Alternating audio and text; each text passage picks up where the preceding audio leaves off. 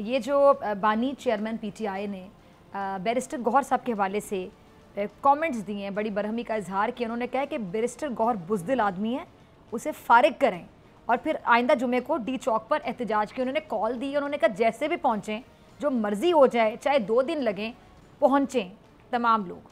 तो ये बैरिस्टर गौहर पर इतना गुस्सा उन्हें और उन्होंने उनको बुज़दिल ही कह दिया। देखिए इस तरह है कि थोड़ा सा अगर आप देखा जाए तो एहतजाज आप करते हैं उस वक्त तक जब तक आप अपनी मंजिल पे ना पहुंच जाएं। उससे पहले, मंजिल पे पहुंचने से पहले अगर आप एहतजाज को, लेट्स सपोज मैंने आपके जो बोल की जो बिल्डिंग है उसके बाहर आके एहतजाज करना है, लेकिन मैं ब्लू एरिया के करीब पहुंचूं, मैं वहां से एहतजाज को कहूं कि जी मेरा रिकॉर्ड हो गया एहतजाज, मैं वापस जा रहा हूं, that is not right. Practically, politically it is not the right thing to do. ठीक है, मुझे वहां पहुंच कर, अगर आपने मुझे रोकने की कोशिश की, मैं कहीं ना कहीं से वहां पहुंच के एहतजाज करूं, उस जगह पे करूं, आधा पौना घंटा करूं और उसके बाद फिर मैं कॉल ऑफ कर लूं तो कर लूं। ठीक है ना, दैट्स फाइन।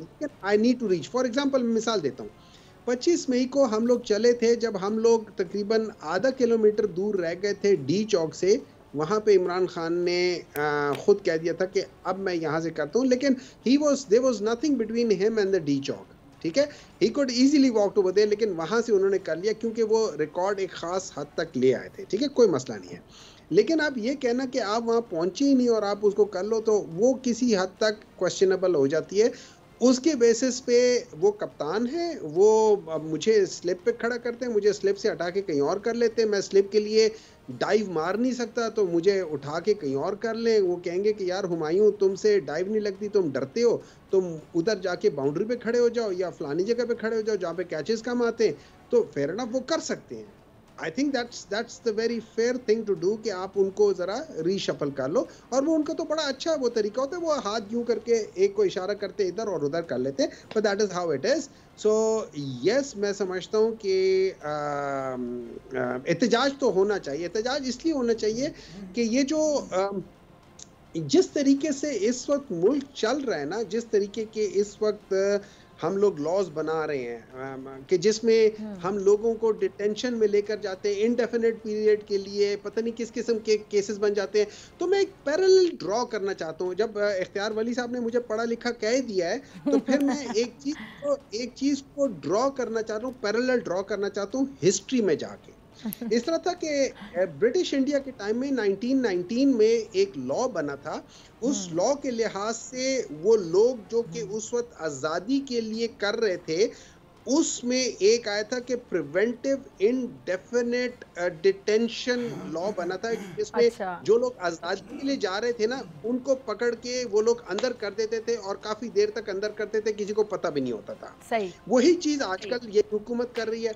अच्छा, उसमें ये हुआ था कि मैं आपको थोड़ा सा बताता हूँ, जैसे जब मॉडल टाउन का केस हुआ था और वहाँ पे लोगों ने एहतजाज किया था तो गोलियां चली थी। इसी तरीके से 1919 में भी जब वो लोग उस लॉ के अगेंस्ट एहतजाज करने आए थे और एक जगह जमा हुए थे, तो उस वक्त की ब्रिटिश राज जो थी ना, वो जो गोरी जो वो थी, उस जमाने में गोरी सरकार थी, आजकल चोरी सरकार है। थोड़ा सा ही फर्क है, जी और चे का थोड़ा सा ही फर्क है। तो उन्होंने भी उधर गोलियां मारी थी। वो एक बड़े नाम से मशहूर है, उसको कहते हैं जुलियन वाला बाग की ट्रेजेडी, द मैसेकर। बिल्कुल इसी तरीके से जैसे ये मॉडल टाउन में मैसेकर हुआ था। सब्सक्राइब करें और बेल दबाएं ताकि कोई खबर रह न जाए।